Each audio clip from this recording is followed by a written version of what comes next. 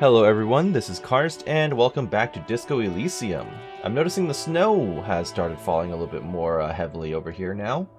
Last time we actually did the autopsy on the hanged man, and we basically spoke with the Hardy boys in order to kind of investigate about their involvement in the murder. They've more or less confirmed that they were involved. I am missing a few checks, which is a little unfortunate.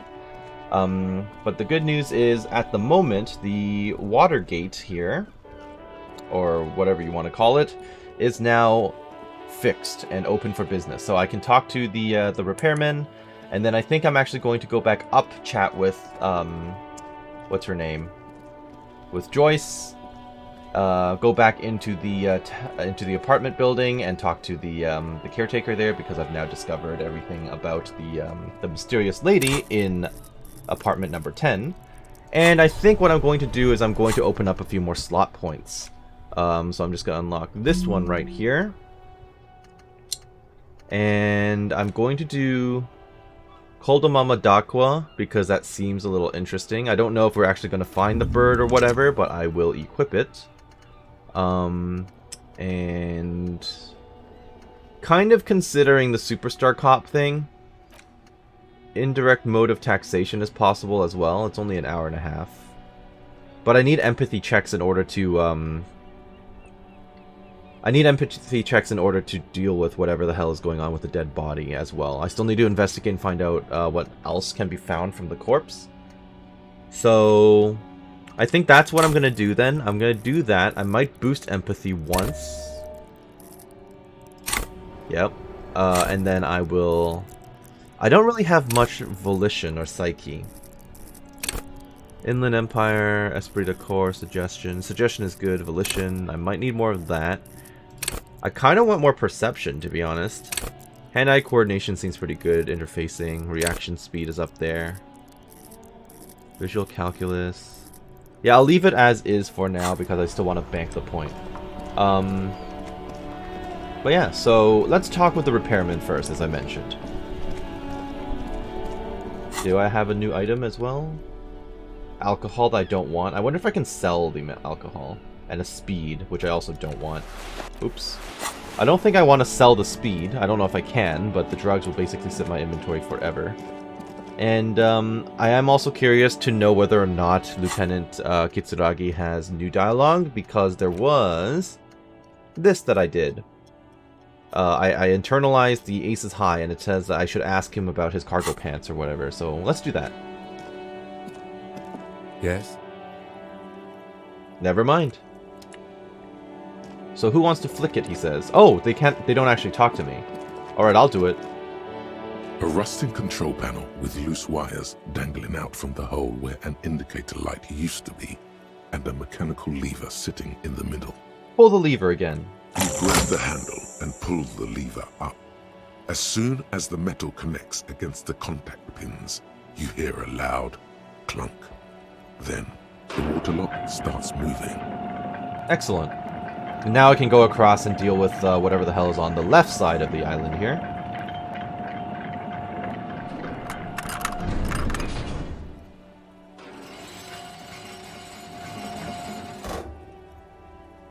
Okay, if we ever need to get to the coast, then this is the way. But please, contain your wanderlust for now. I don't want us to get sidetracked, not with everything that's going on. We are absolutely going to get sidetracked. I'm sorry, Kim. The lieutenant looks across the canal. Focus on one thing. Achieve it, then the next, he thinks. That's the task chain. Okay. Are there any more thoughts? There was that running around one that I have, right? Overproductive honor glands. Tempting. Guillaume Le Million.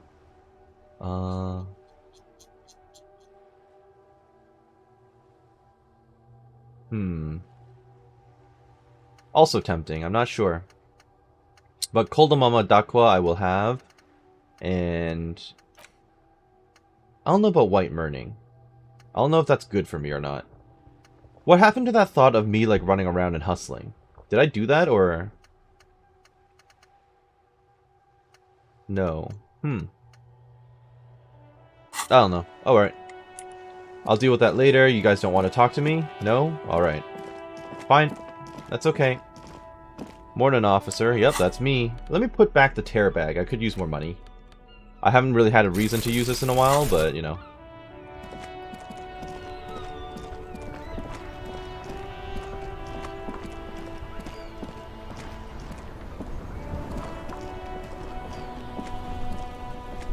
I'm so lost. Okay. Well, not really lost so much as stopped by the environment. Now that the other side is open, do you have anything new to say, lady? Nope.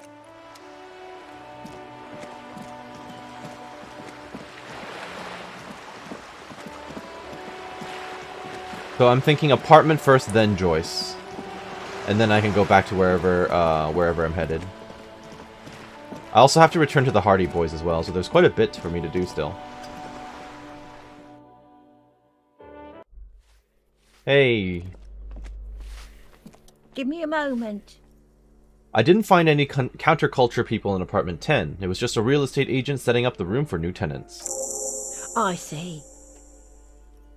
I hope some good people are finally going to move in. This place needs them. She takes out her handkerchief and wipes her nose.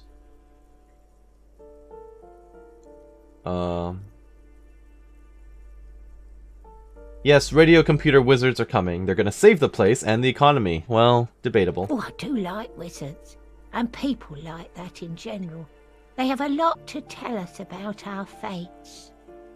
She means clairvoyance. Very true, fair enough. Thanks, I'm off.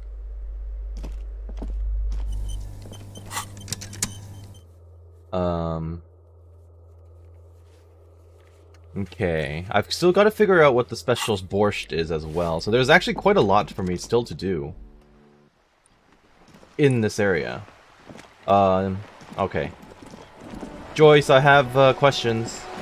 Or I have additional information for you. You're back. Good. What can I help you with? Not an umbrella, I hope.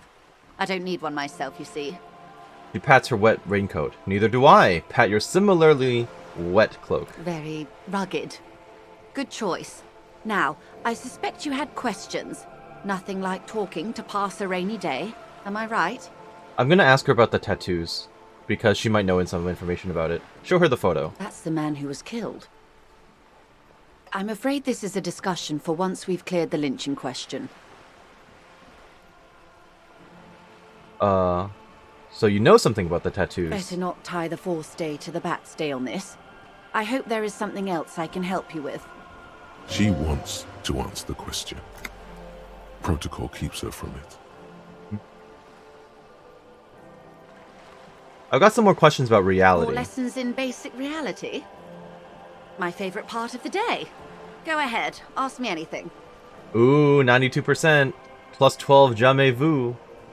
What is reach for something fundamental? What is all of this?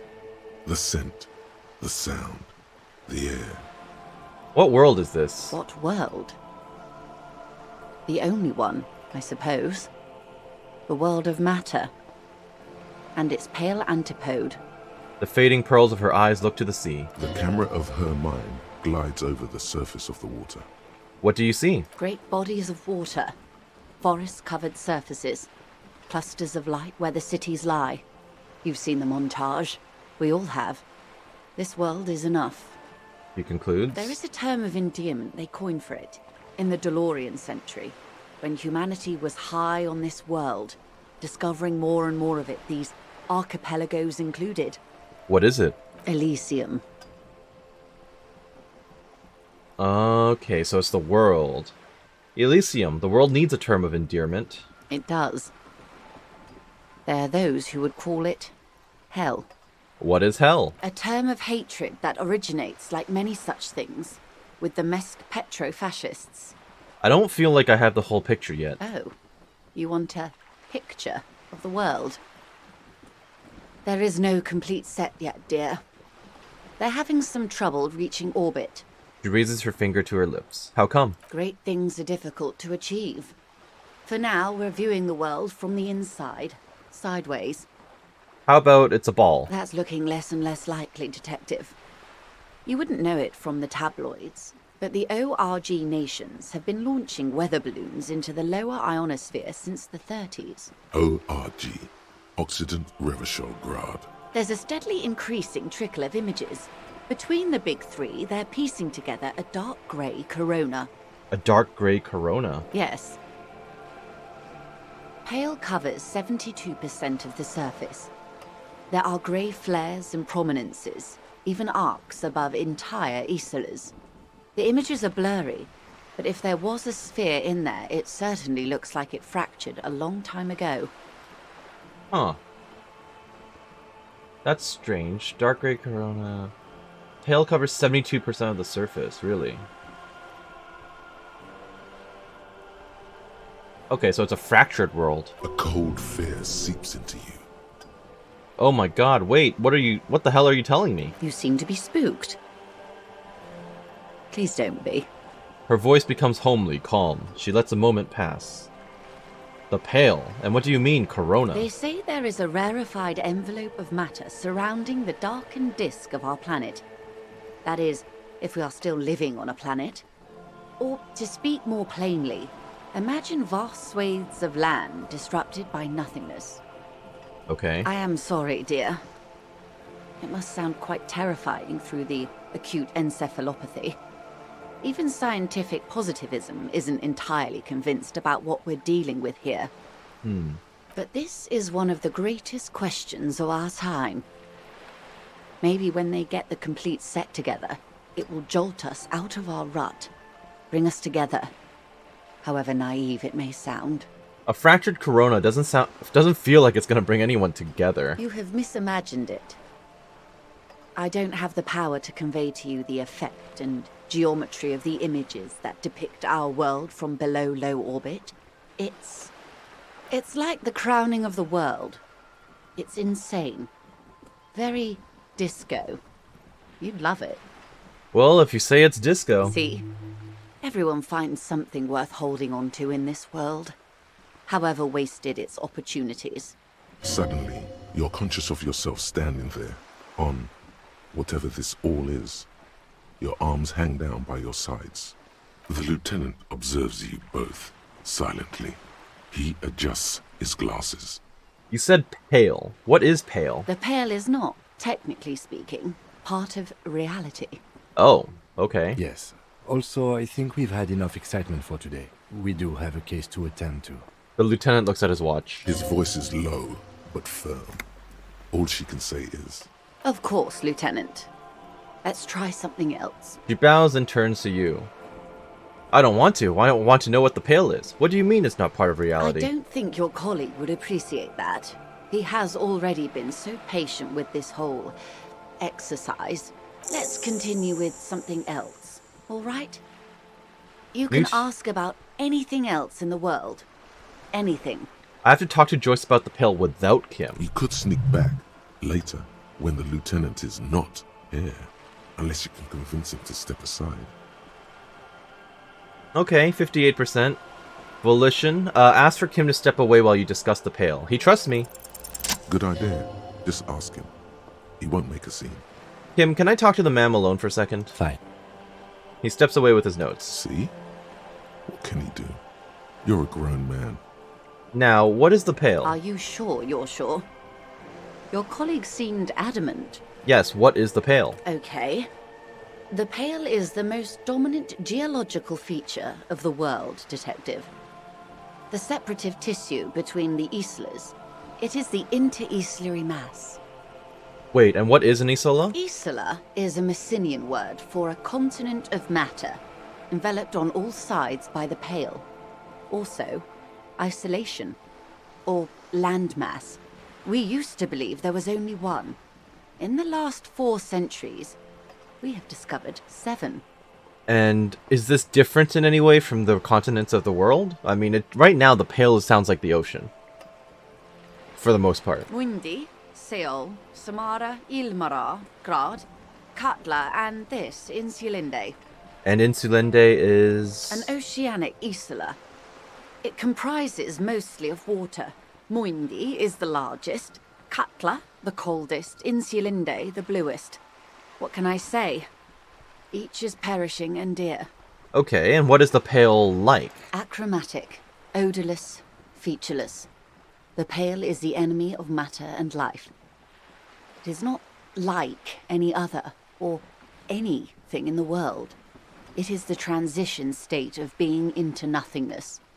Is it here? Look around. No, detective. We're safe.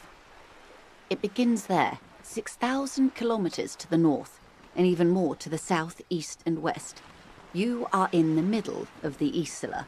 As your gaze instinctively turns north, a small black pit opens up in your stomach. 6,000 kilometers from the end of the world? Yes. That is enough. Many cities are built much closer. And point north. There? An uproar of matter, darling. Rising into the Pale. Rolling. Evaporating even. A great vision. The area of transition between the world and the Pale is called Porch Collapse. Imagine a grey coronal mist. Cold vapor marked by spores of an opportunistic microorganism. A mold that's adapted to grow at the edge of the unrest. It's I'm having this vision of my head, like, kind of like in Rogue One when like the Death Star shoots the shoots Jeddah City, and then you see basically the horizon coming to meet you. That's what it sounds like to me, which is kind of freaky if it's actually happening out there. the most disco thing you will ever see. She closes her eyes and breathes out heavily. You hear your pulse rise. The air feels caustic and cold suddenly. What are its physical qualities? It's difficult to describe, or even measure.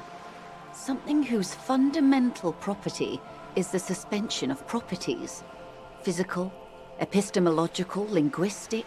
So it's basically like a form of antimatter, antimatter, or like the nothing in the Neverending Story, something like that. It sounds like that. The further into Pale you travel, the steeper the degree of suspension, right down to the mathematical.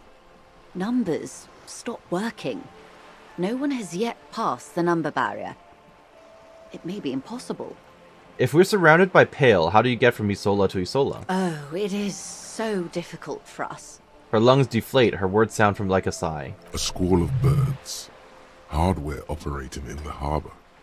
Firm. Self-evident. It is possible to force dimensions on the Pale. In modern times, we can even compress its latitude, bouncing radio waves from one end to the other, shortening the path. But it is still hard for humans to navigate the Pale without getting lost, or having our minds damaged. The Pale can damage the mind? Extensively.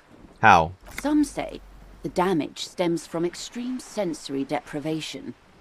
Others argue that Pale somehow consists of past information that's degrading, that it's rarefied past, not rarefied matter. They call it the blend over of the self. The Pale does not only suspend the laws of physics, but also the laws of psychology, maybe history even. The human mind becomes over-radiated by past. So it's warping time itself? Who says and who argues? Yeah, who says and who argues? The logical positivists say, the dialectical materialists argue. And what does this over-radiation feel like? It feels terrible. Absolutely terrible. International standards strictly limit civilian travelers to 6 days of Pale exposure per year. It's more for her. Way more. You're not a civilian passenger. No, nameless detective of the Citizens Militia. I am a member of the Entropanetic Business Class. I'm cleared and trained for 22 days of Pale transit annually. Perhaps that explains her strange pining after the revolution. Some degraded early memories. Possibly. Someone else you've met may have been exposed as well. The strange grey-haired woman in her lorry. Oh, that's true. Yeah, she's very fixated on the past. Do lorry drivers pass the Pale? Yes, carried in the hulls of airships. It's a horrific job. Automation will abolish it soon. You should ask the Pale driver about this. See what she says. Okay, we'll That do. poor woman must have stories to tell, like you wouldn't imagine.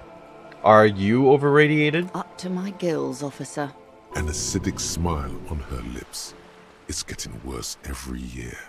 What is entroponetic? Entroponetics is the scientific study of the Pale, or a recent iteration of it by way of grad.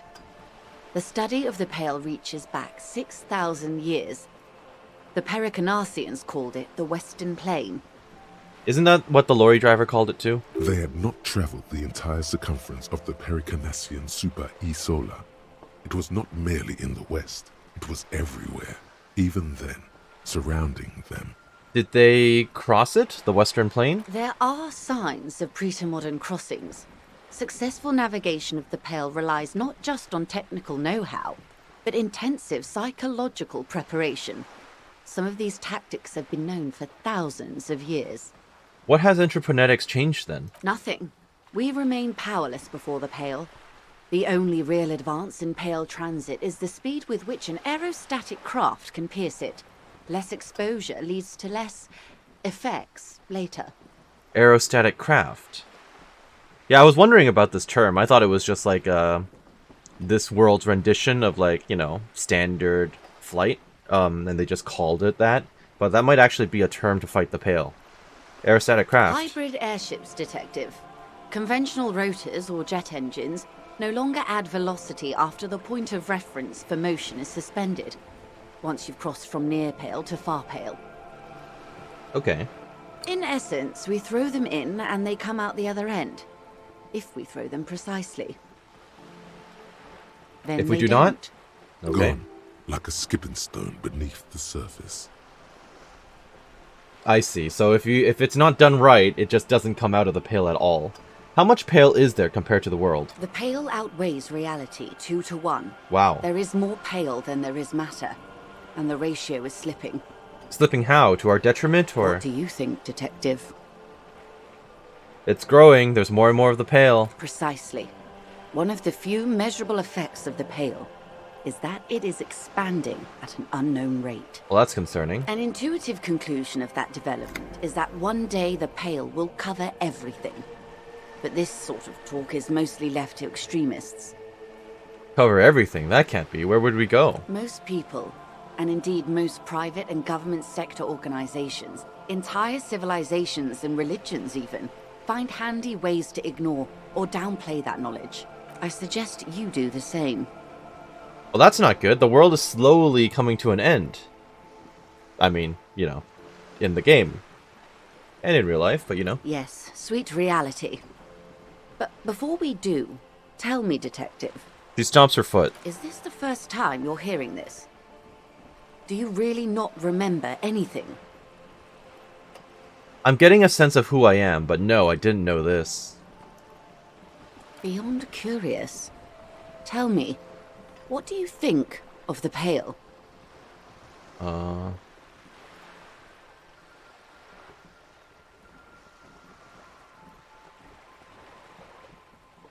It's terrifying. Her eyes tense. Crow's feet radiate from them. She observes you, your bloodshot eyes and swollen face. Your ailing constitution, sweaty forehead, the beads there, and your heavy breathing. You really didn't know. This does not spell good for the investigation, Detective. If you don't know even this, then... She stops mid-sentence. This investigation will be my masterpiece, the one they remember me by, I promise. I hope so. I truly do. If I may suggest, hold on to your colleague, Kitsuragi. I ran a check on him and he is very competent. In the meanwhile... Some of that assurance is meant for herself, as much as it's meant for you. She must have a lot on the line here. You have me. I will assist you in any way I can, even if we have to do it one basic term at a time. She gives you a slight bow. Wow, that's insulting to my intelligence, but okay. Good. You have not passed out from it. Perhaps I worried for nothing. Are we still on the reality lowdown, or should we do actual police work now? You needn't have worried. But I did. Anyway. He looks around, a little uncomfortable now. Damn it, you're a grown man, the lieutenant thinks. Shouldn't have gotten protective air. Right, let's get to work, Lieutenant. Good luck, detectives. She nods you goodbye.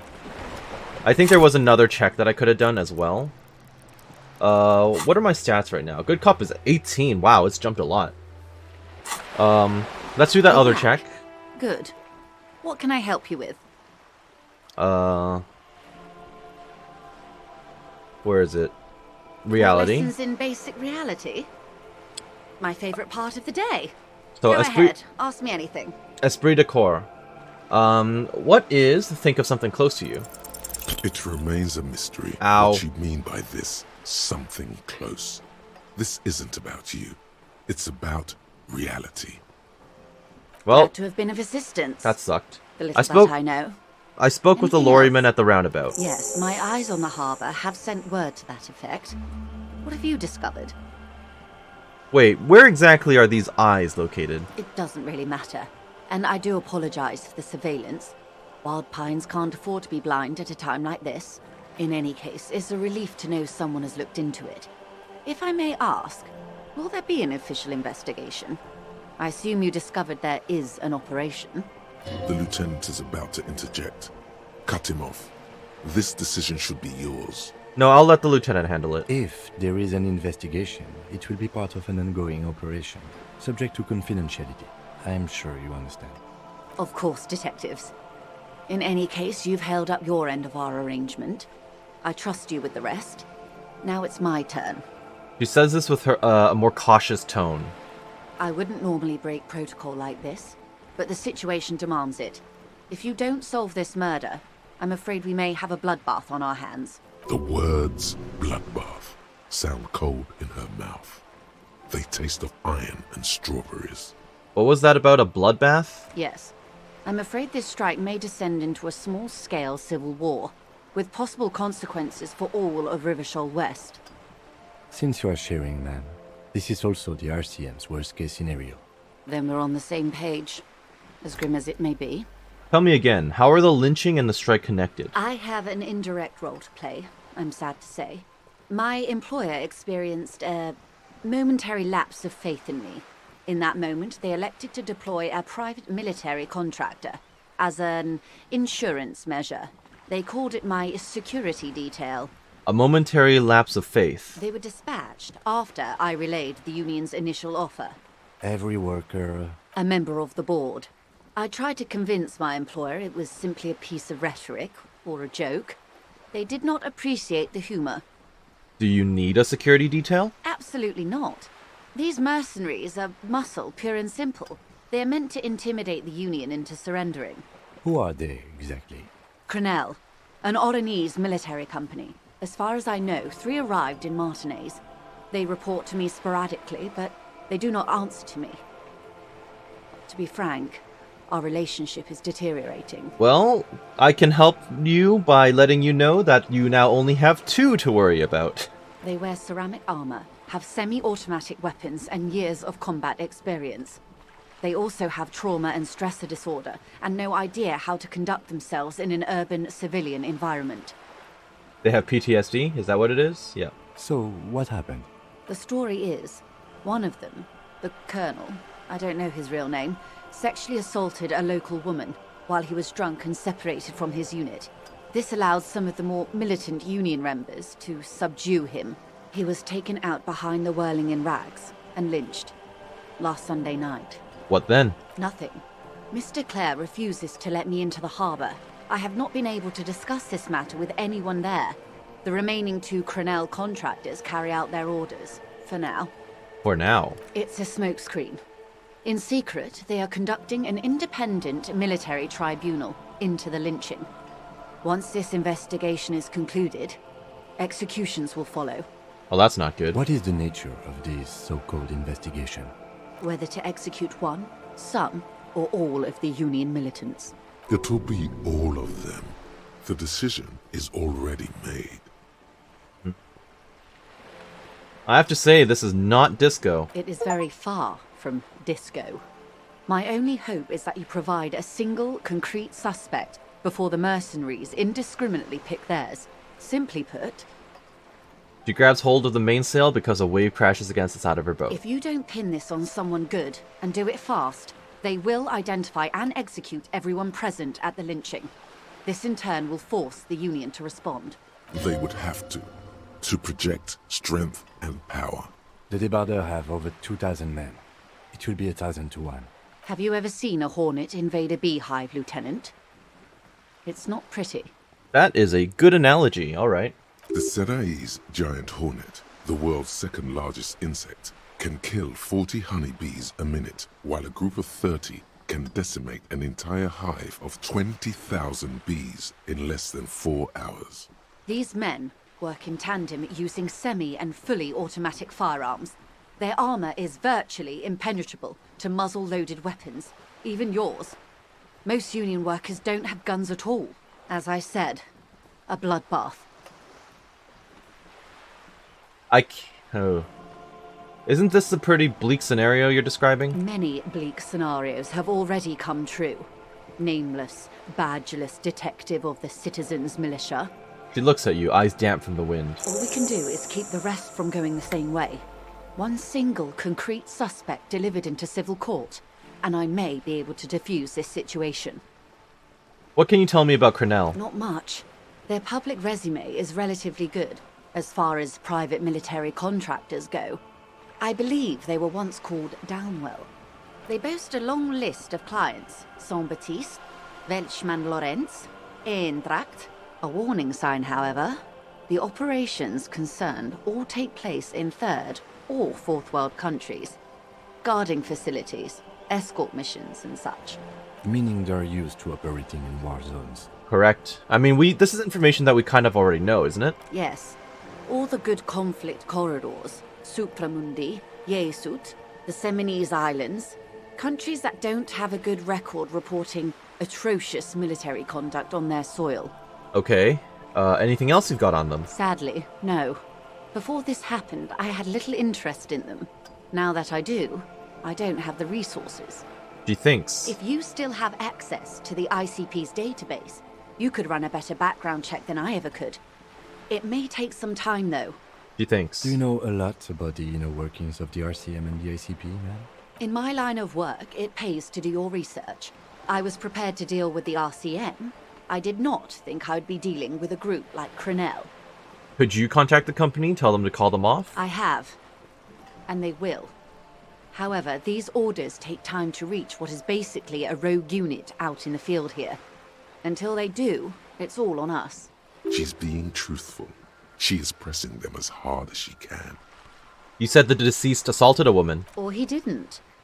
This is information passed on to me from some teenagers loitering around the canal. I cannot testify by it. Who did the passing on, then? The remaining contractors. Their tribunal. It's what they believe.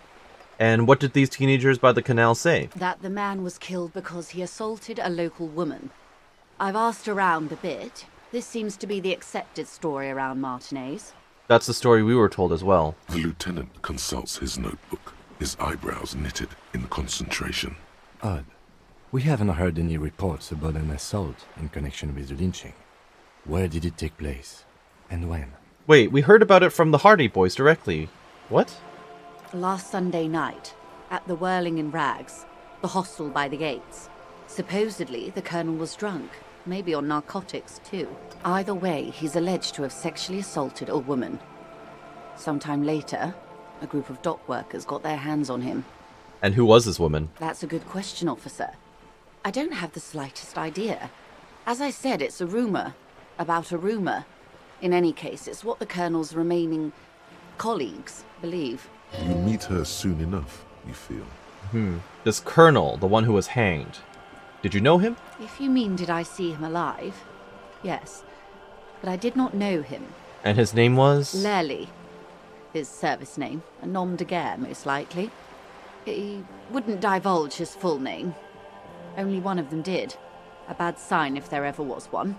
Tell me about the others first. One is a man. Corty, they call him. A nickname as well. The other a woman. Phyllis DePaul.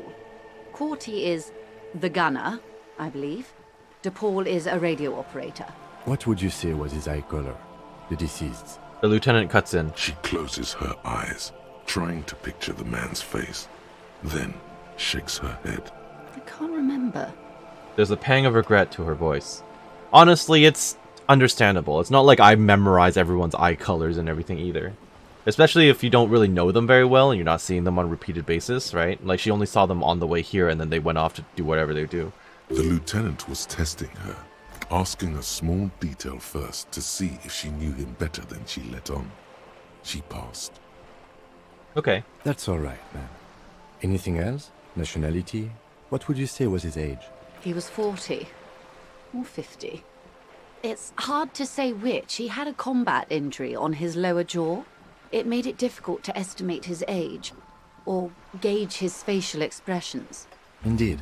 This matches the dental reconstruction we saw on the body. What else? Nationality? Accent? He says this to you and then turns back to Joyce. He was, Occidental, I think.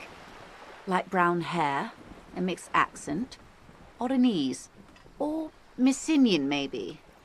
His injury gave him an accent all his own. In a way, it was humanizing. He had to learn to speak through it. Through the injury. That's all I know, I guess. I only met him once. And where are the remaining 2 mercs now? They've gone to ground, as it were. I don't recommend seeking them out. For one, they're almost certainly armed to the teeth. She puts her foot on the guard wire for balance. They don't have the same respect for the Revachol citizens' militia as I do. To put it bluntly, they think you're vigilantes. Ghetto savages. Wow. It will not be a fruitful meeting. Vigilantes. You're a professional officer of the only legitimate authority in Revachol.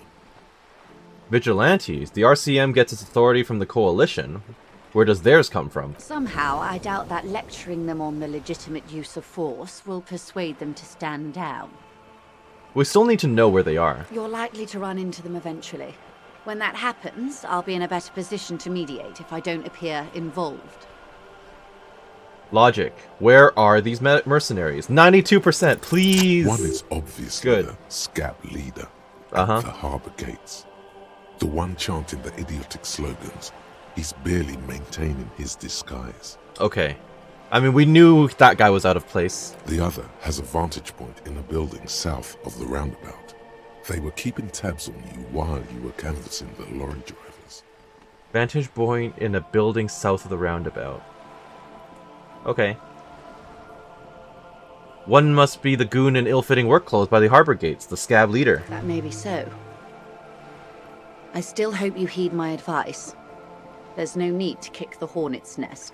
She is poised and unperturbed. For all your talk of averting this catastrophe, the situation at the gate is a powder keg. Does this not bother you? Of course it bothers me, Lieutenant. But my hands are tied. How would my employer react if it appeared I were intervening on behalf of the Union? Fair enough. She's a good person at heart. Your concern may be appearances. Ours is keeping the peace. True. I mean, we're not exactly directly involved as she is, though. One is probably in a building overlooking the roundabout. Would afford a good vantage point. In any case, it's practically inaccessible. Practically does not mean actually. Where is your radio for contacting them, if I may ask? Do you have an earpiece? Heavens no. I'm not an undercover agent. There's a short wave at the ship's wheel. This thing? She nods towards the sloop's cabin. Oh no, the ship's wheel is probably here. I have another question for I you. hope I can answer it better. How much time do we have? Until the executions start? Truthfully, I don't know. It depends on their progress identifying the members of the lynch mob, and their impatience. They don't report their progress to you? Not on this matter. I'm afraid they consider this a personal initiative. There is a brief silence. Seagulls squawk over the bay. It's a matter of days, not weeks. Oh good. That's enough for I now. am sorry to have been the bearer of bad news. If there is anything else I can help you with, please ask. Now can you tell me about these tattoos? Of course. Excuse my hesitation before. She reaches over the guard wire and takes the photo and holds it in her hand. For about half a minute, in silence. I'm just hoping she doesn't like throw it overboard or something. It was taken with a Trigat not long ago. This is the man's upper body. There were no more markings on his hands or legs. Stay quiet. Let me observe the woman's expression. Her mouth is relaxed. The accordion lines near her mouth vanish. The pearls of her eyes move slowly on the photo's surface. What do you think? Sorry. I was trying to see if I can read the web of interdependencies between these points. The stars. She points to one on the photo paper. I can't. But that's how you read this story. The points themselves don't have letters, numbers, anything. Their size, location on the body, and distance from each other tells you what they represent. Like stars in the sky. Close. Port cities. This is an Oronese map of the waterways, a sailor's tattoo worn by wayfarers of the Dolorian century. Over 300 years ago, the sailors would mark their bodies to map their travels. And what is the use of this map? The sailor's soul would use it to fly back home if they should die abroad. This is a sort of contraption to be reeled back in by. The silver cord, they would call it. And what travels did the dead man make? Quite a few. Vredefort, the Oronese capital, traditionally stands on the right shoulder. He started somewhere near here, I think. She points to it on the photo. What next? Then he made his way to the Preto Grande, through what I think must be the Stutz Canal, an artificial channel through the Occident. From the Preto, he sailed to the Insulindic Ocean, first the Semines Islands, then this. She points to his heart. And what is that? Revachol. Those are the two constants. Vredefort on the shoulder, and Revachol in the heart. They started the tradition of these maps right after the discovery of Insulinde, at the dawn of the Interinsulary Age. The old world passing by, and the new world already here. Okay. You said you can't read it. I can't. This man was no sailor, and these are no ports. I can understand geographic fragments, but not their meaning. Vredefort? Vredefort has a military academy. The Semines Islands saw a recent conflict. In Revachol, he was executed. Okay. I won the challenging check, so maybe it's a record of his military career. I mean, that would have been the default guess for me, because I'm like, he's not a sailor, but obviously he's been traveling around as part of the paramilitary unit. That makes sense to me. We have no more use for a map of the waterways, just like we don't need sailors the way we used to. This is what the custom would morph into on the Occident. Mercenary tattoos. For all the boys looking for adventure, a blood spatter on the seas. Who could tell me more? His platoon members? The other contractors. Though I do not suggest you go and show them that picture. This man was their friend and comrade. Well, I mean, they also know that the guy was murdered, and we're officers investigating the case. Of course we'd have photos, right? Surely there are other people to ask about the tattoo. This is not necessary to complete the task, officer. It's a dangerous side task. Search elsewhere. I need the information. I'm gonna mark it down. Ask them about the tattoos. Do what you have to do, detective. I don't think deciphering that tattoo should come before public security. But if you should wade into the mob to find out, I couldn't stop you. We will be careful, ma'am. Yes, indeed. That's all for the tattoos. Thank you for your help. Is there anything else I can help you with? By the way, I've talked to Everard Clare. You have? And how did you like Mr. Clare? She smiles carefully. Finally, time to choose sides.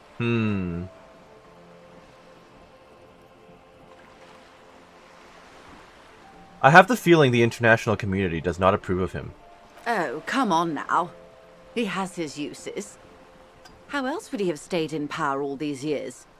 Or wait, actually, She answers her own question. corruption.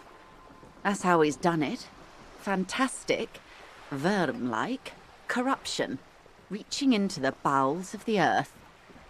She looks at the ground and nods. I wouldn't doubt The it. position of my unusual colleague does not reflect official policy. I hope you understand. The RCM does not pick sides. I didn't pick a side with that. That was a pretty broad statement. Of course. And I don't expect you to share anything he told you with me. I'm not a corrupt worm myself. However, if you felt like discussing something, Turns to you. how could I stop you? Are we not human? Are we not curious to hear another person's take? It's only natural. We would only be gossiping. He smiles. Intellectually speaking, it would be quite interesting to hear what she has to say about these things. That money you gave me, would that make things weird? If I shared information, I mean? Weird? Oh no. One of the positive things to come from the revolution is the unhindered exchange of information, you see, even when it comes to trade secrets, which isn't to suggest our talks constitute corporate espionage. Even if they did, it would be fine. But they don't, since you logged the money as a donation, and this is clearly just gossip between friends. The lieutenant might have, but I don't remember you logging anything as anything, Harry. No, I don't think this is a good idea. I'd rather talk about something else for now, if you don't mind. Of course, Detective. Should something come up later, down the road, don't be afraid to drop by for a chat. Until then, is there anything I can help you with? No, thank you, that's all. That was a very productive conversation, I will say that now. I learned about the Pale, which is kind of freaky, and then I've learned about the the mercenaries who are here as well. So that's some additional information I did not have before. It's only about 12 o'clock right now. I wonder if there's anything I can do with the apartments.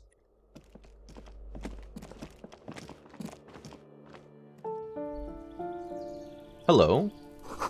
The curtains shift. Just a little. Someone is watching from within. Oh. Are they in here? But that's not the south. I'll have to keep that in mind. Also, I could have picked up those bottles up there. That's free money that I'm missing out on. This door is made no one answer. We should return indeed. 21 at the earliest. Yeah, okay. Oh, I didn't realize I could pick those up with my bag. I'm such an idiot. And this is inaccessible, right? Yep, okay. When I go back to Evrart, I'm gonna go pick up those bottles.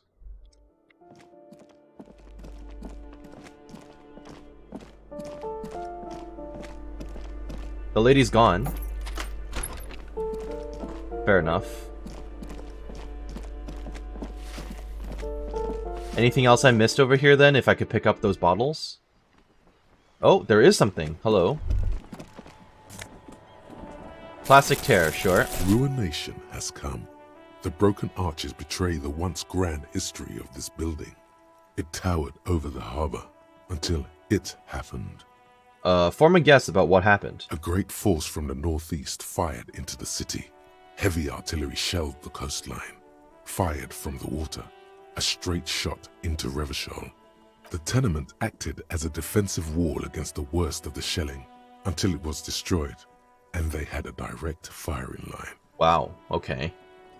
Take in the ocean. The waves of the Martinez Inlet rolled over the fallen remains of the building. The dark waters obscured the better part of the remains. This is where the damage came from. From somewhere in the inlet, the cannons. Of course. What didn't fall into the ocean was used as scrap.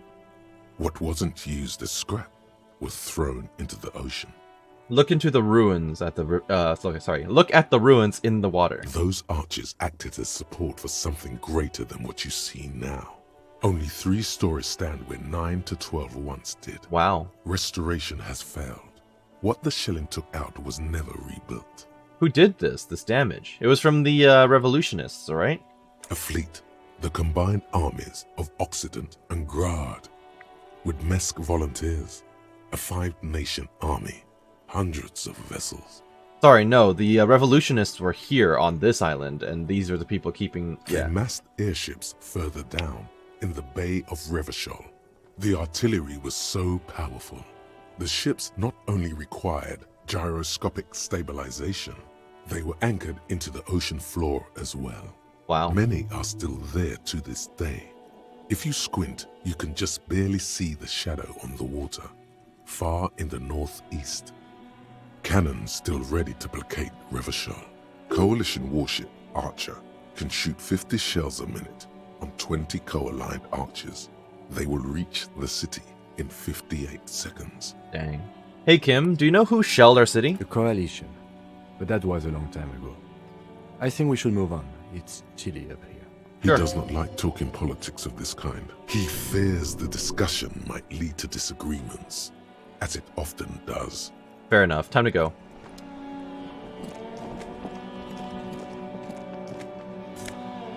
Oh my goodness, look at all the stuff that I've been missing because I didn't have the plastic bag. Wow, okay. Oh. 100 tiny feet scurrying beneath the grate. The rats of the city. Okay. I need to run around with the bag again. There's so much that I missed, apparently. What the hell?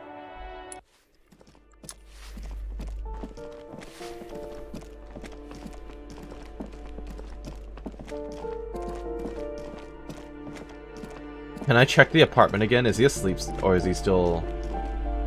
Is he asleep?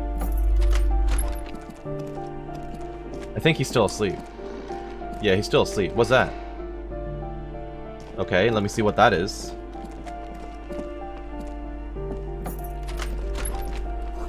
Moss crawls on the bathroom tiles. Actual moss. I assume that these new orbs popping up are just me failing skill checks earlier and they're re-rolling when I come through. I presume that's the case. Okay. Nothing I can do with this, right? Just an ordinary wall. Nope. Alright, well, that was a very, very fruitful discussion, as I mentioned earlier. I do still need to go back, talk to, what's her name? The lady? The Pale Driver? And then I have to talk to the Hardy Boys, I think. Have some additional discussions. I kind of want to go back in here as well and inspect the corpse. Because I put some more into perception, I think. The bear's eyes are still glowing red. It's guarding over the freezing corpse hidden inside its belly. No, not yet. Empathy 5, it's still locked. But I put points into empathy before and it didn't actually do anything. It's fine, I'll be back. I'll be back.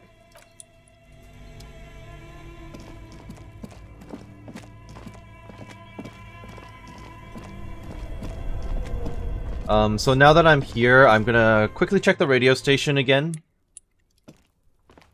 An old called East Delta Commerce Locked. Center. Volition. This must be the name of the doomed commercial area.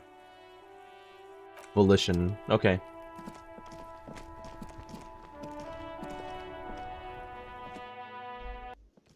I'll talk to you after. I want to talk to the cook. He has something to do with the borscht, right? He's supplying the union. The man ponders his cooking utensils and gives you a little nod, acknowledging your presence.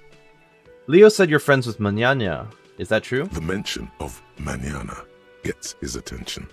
He smiles and delivers a whole slew of unfamiliar words and lively gestures. Then he falls silent again. They're friends. Okay.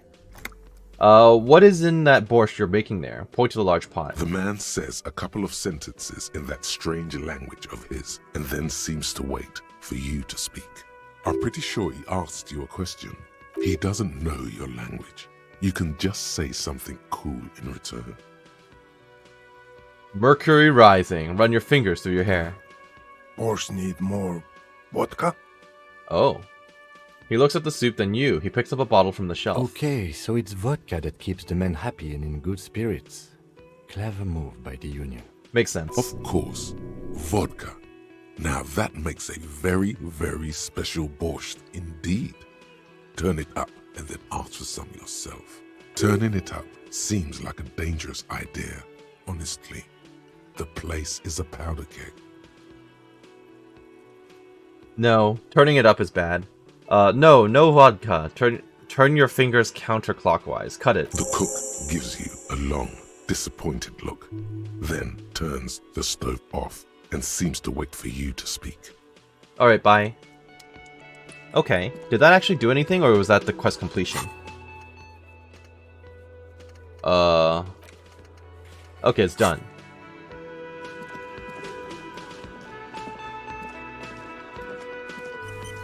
Can I do that check again? Again? I can't Esprit believe de this corps. shit. How did I fail this? Okay. I'm sure I'll pick up some more Esprit de Corps stuff. I don't want to put points into it right now. Anything new from you? I've got nothing to say to you. Why are you wasting your time? She crosses her arms. Are you the Hardy girl? I am not. She says dryly. You could be Liz. You could be anything. You could even be a model. Even a mod? Glenn, I went to law school. I am an attorney. Her face stiffens. Maybe we'll talk later.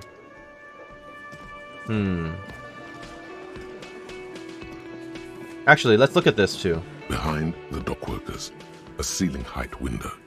The hawthorn branches scrape the glass like bony fingers. I'm kind of like, I could put more points into perception, right? This is a white check. You may retry it. I mean, I've kept failing before with the always lose. I should eventually get an always win, right? That double 6. I don't think I'm gonna roll it right now. It's not worth the risk. Yeah. In case I fail it later and have to boost to my point. It's you again. What is it? I've got a few more questions.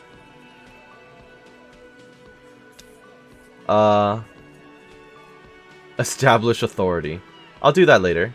Me and Everard talked. He promised he'd cooperate. Oh, so you went and talked to my mommy, and now she's making me play with you. Is that it, lawman? He spits. And what's gonna happen if we don't?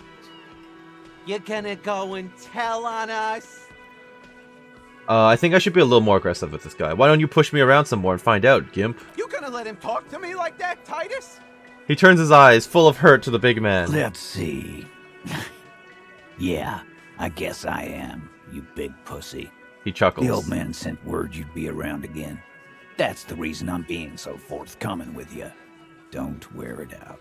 He turns back to you. But having Everard back you up like that did seem to have some effect. Good.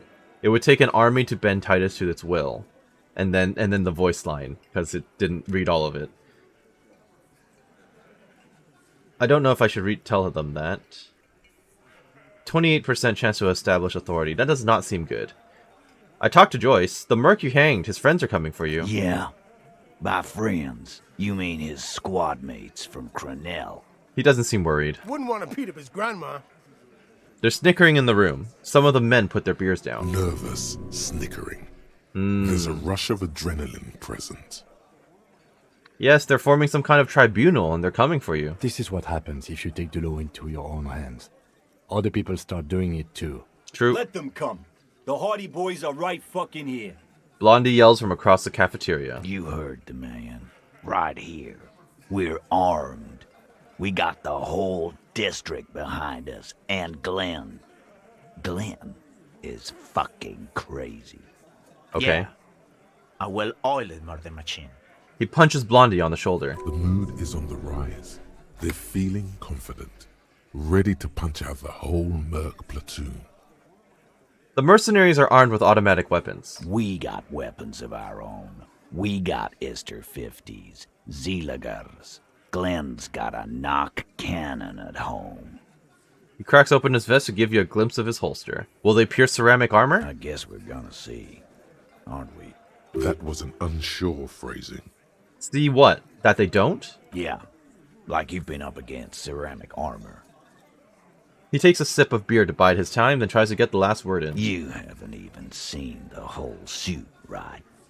I've seen the whole fucking thing, and it didn't make him immortal. Do you know that a single Seray's giant hornet can kill 40 bees a minute? The fuck is that supposed to mean? You're the bees, they're the hornet. We're not bees. We're men. We're socialists. It's a figure of speech! Easy, E. He's trying to phase you. What are you trying to do? Scare my men? This Krenel is bad news, you know that, right? So are the local gangs. The fucking Barmy Army and the Madre scum. You've been out there. Seen any around? A spray of beer from the... Yeah. Where are they now, huh? Sent back to Madre in an airtight cargo crate. He points south. These people are trained military professionals. Special forces, as you said. They're not a gang or a barmy army.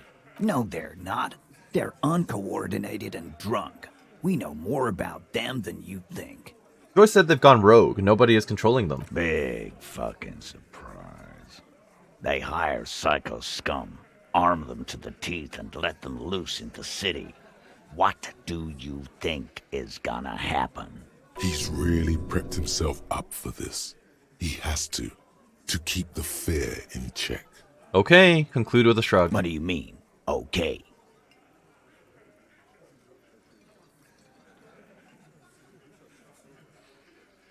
I mean, okay, they're gonna wipe you out, Titus. No, they won't. Get out of here with your negative energy. He shakes his beer at you. He really doesn't like you ruffling their feathers like that on what might be the eve of battle. All he means is that the situation is serious. Correct. No wonder you cops get shot to shit every day. Can't go to war with an attitude like that. Establish authority, 58%. As you look around this Nice. room full of sweaty men, swearing, drinking, spitting out tobacco, does this look familiar? Where have I seen this before? You believe the place was called Precinct 41. It was also filled with, almost exclusively, men, sitting on desks, talking shit and wasting time. I get it, Titus. You guys really are the authority around here. Huh? You must be. You're just like real cops, drinking beer and sitting around with your dicks in your hand. You got a problem with beer now? He leans in. Not quite there yet. Push on.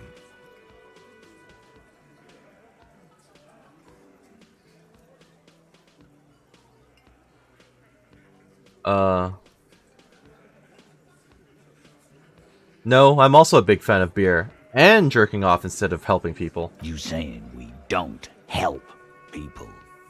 I've been doing this job for 10 years. Martinez was a dump before we put this outfit together. He puts the beer down. They don't know, man. They weren't here. We had 3 shootings a week, kids dead, fucking graffito everywhere. You cops haven't shown up since the 30s. Congratulations on the graffiti removal. All I see is you sitting around talking about Monica's titties while there's a rape victim. True, because I've seen the Monica thing pop up over here. So what? What do you want from me? We took care of that fuck. He picks the beer back up. Don't let him drink that. One more push. Quick. Just don't antagonize him. You have this already. It's not about who did it, it's about the victim. She needs help. Titus? He looks at her. She stops mid-sentence. That's it. You got him. He's going to give it up, but on his terms. You wanna help her, cop? Fine. I'm gonna let you help her, but you treat her with respect. If you don't, if you question her, harass her, a freight train of pain, buddy. Titus taps his chin with his fist. What is her name? Oh, the lieutenant takes out his notes. Klaasje, I'm on due. She's staying here at the Whirling in Rags, a real pretty one. Silvery jumpsuit, blonde. That's I'm on due with an O-U. Titus adjusts his cap. Isn't that the lady we saw up there who was taking a shower? Shit. The girl. The girl upstairs? That can't be her. She knows you drank so hard you forgot you were a cop. Oh no! Composure! No! I told her all these things. That's not good. This Orania disco dancer? Sure. Why not? You've probably seen her around. He nods upstairs. Oh, I'm gonna start crying or something. You inexplicably add cool after the victim's name, with your eyes bulging like some wild beast. Your fingers are fidgeting and sweat starts forming on your brow as Titus looks at you oddly. I don't understand what's so cool here. Nothing. We just have a few more questions. Then we'll be on our way. He gives you a sideways glance. Whatever you do not tell him you know her. That would sound off, calm, normal. Try to forget this little hiccup. So the assault, or the rape, when was that? We did it before we killed him. He's not gonna do it again. So what does it matter? He crushes his half-empty beer can. It would help if we establish a timeline. Very true. All right. 2 weeks, maybe? I don't know. I need another beer. He turns to Glenn. Here you go, boss. The tall blonde throws him a can. Titus cracks it open. So what was her relationship with the mercenary? Relationship? There was no fucking relationship. He raped her. That's their relationship. Well, I mean, they knew in passing, I guess, but not really. Something is off here. His anger is possessive. It was like that karaoke incident all over again. Or like some of the other girls he was harassing. Okay, enough. All of this is irrelevant to your stated investigation. So, scratch my head, what is your relationship with her? I know her. He looks around and an uncommon silence fills the room. How well do you know her? A small twitch in the corner of Kim's mouth. He has a hunch about what knowing means. Well enough, Copper. We party. She's been here for a few months. He crosses his arms. He tries to make it sound real casual, but the muscles on his neck tighten. So she's not from around here? You mean Revachol? Nah. Our Miss Aranye disco dancer is an immigrant, or a drifter of some sort. Been staying over here over the winter. Don't you give her any more trouble. She's just had some bad luck, that's all. The fat guy blurts out. Shut up, Angie. She doesn't need your help. Glenn slaps his forehead. Titus gives them both a look. They fall silent. What's with all the silences? It's like these guys don't know how to feel about this. You should keep picking at it. So you said you partied. Cool, that's cool. But what did you mean? What do you think I meant?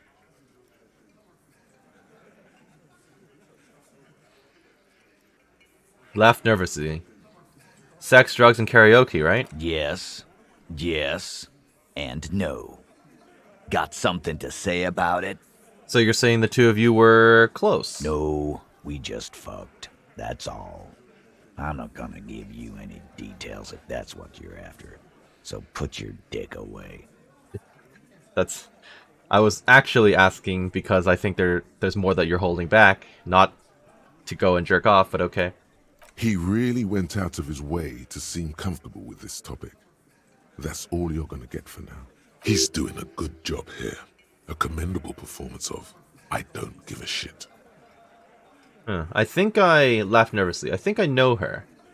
You don't know her. You're right, I don't. Good boy. Okay, this turned out better than expected. Thank you, we'll talk to her. Remember what I said. Freight train of pain. He points his beer can at you. I'm gonna take off now.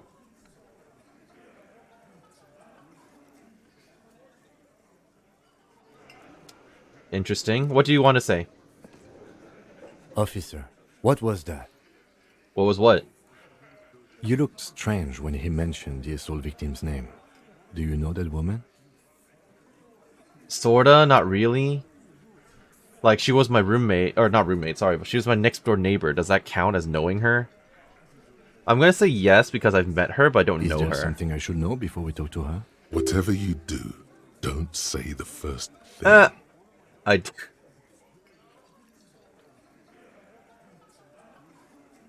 I met her in the hallway after I woke up. Understood. You were not in good shape on Monday. She knows I didn't remember being a cop. Okay, that's manageable. She knows I did some pretty crazy stuff before I passed out and that I partied hard, and that's not very mental healthy. So she overheard you?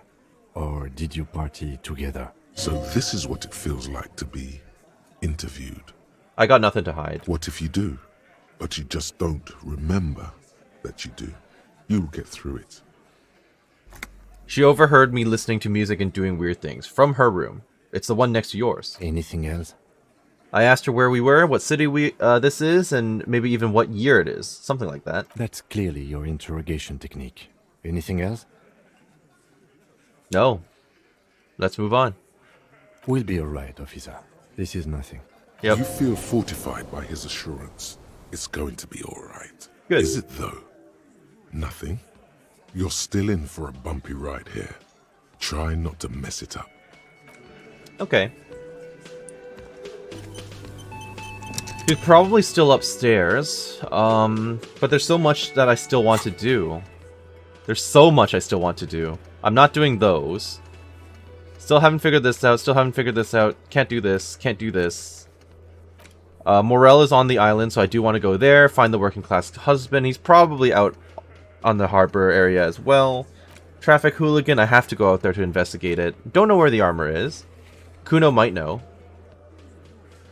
Okay, okay. Run the number, that's time gated. Smoke around the balcony is too early. Victim's tattoos, I'm dealing with it. Can't do this yet. Scab leader, ooh yes, I could do that. And speak to the assault victim, so that's the most convenient one right now, I guess, since I'm already in the building. Are you up here?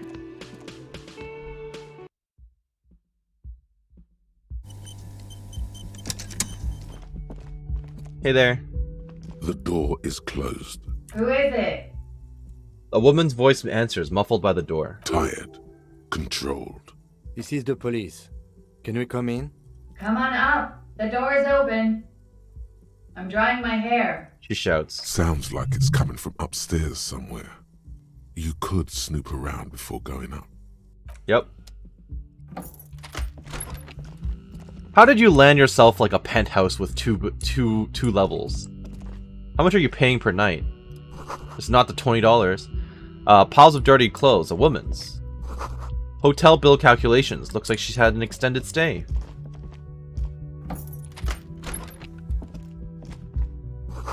You see the yard below. The corpse is no longer there. This medicine cabinet is full of wares. Sheets of pills, haphazardly stacked one on top of the other. There's also a toothbrush somewhere in there. Look at the medications. Pharmaceuticals line the shelves. Sheet upon sheet of pill bottle next to pill bottle. Acetylic acid, APAP, eye drops, blood thinners. Look at the toothbrush. It's been used quite a lot. Okay, there's quite the collection in here. Anything of note? He asks in a lowered voice. Search the bottles. Pill bottles rattle like bones as you search the cabinet. Paracetamol, histoperidol, something in a foreign language you can't read. Behind them, an unusually shaped nasal spray.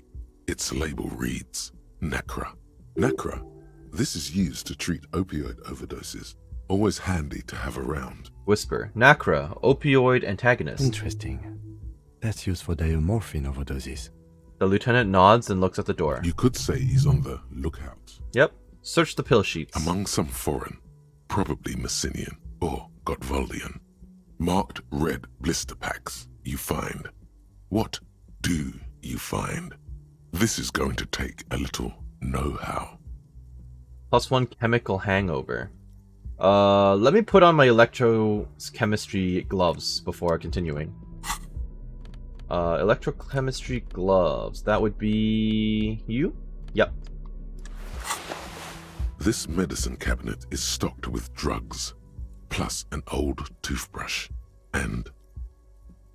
Okay, chemistry, 72%. Nothing of note. Of course. The further you look, the more arcane it gets. You don't know what the rest of this stuff does. Of course. Alright, fine.